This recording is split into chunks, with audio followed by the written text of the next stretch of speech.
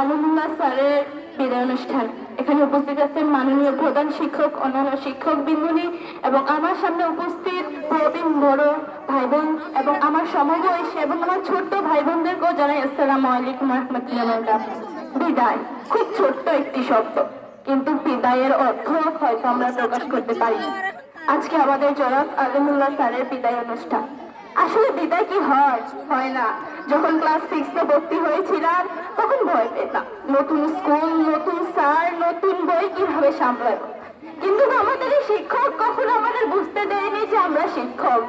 তারা আমাদের বুঝিয়েছে আমরা তোমাদের বাবা মা। জনাব আলিমুল্লাহ স্যার, তিনি আমার অত্যন্ত প্রিয় একজন শিক্ষক। ক্লাসে গেলে আগে আমাকে ডাক দিতেন।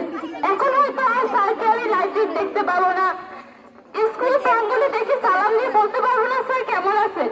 স্যার বলবে না কেমন আছো তুমি, পড়াশোনার কি খবর, এটা হয়তো তিনি বলবেন না।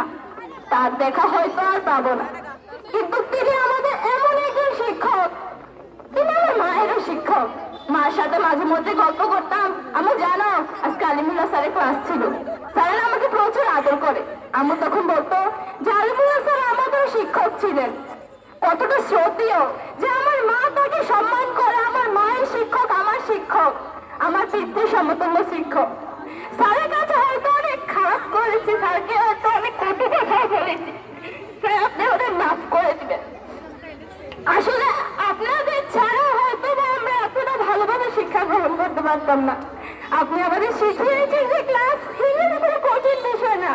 হাসি খেলার মাধ্যমে আপনি আমাদের ইংরেজি শিখিয়েছেন, বলেছেন এটা সহজ বিষয়, যে পারে সে অবশ্যই পারে।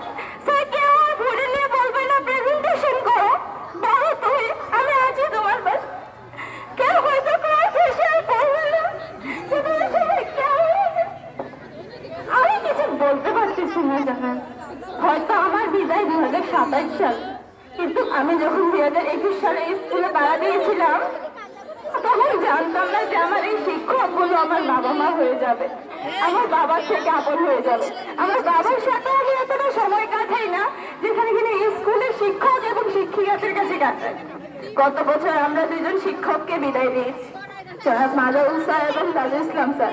তাদের হয়তো এখন আর স্কুল প্রাঙ্গণে এসে দেখি না, ক্লাসে হয়তো তাদের আর দেখি না।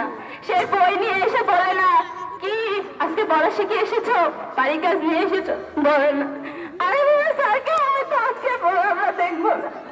শুধু এটা করতে পারি না স্যার আপনি ভালো থাকবেন। আমরা হয়তো আপনাকে অনেক ব্যবহার করেছি, আপনার কথা শুনে আপনার ঘরে শিখে আছি।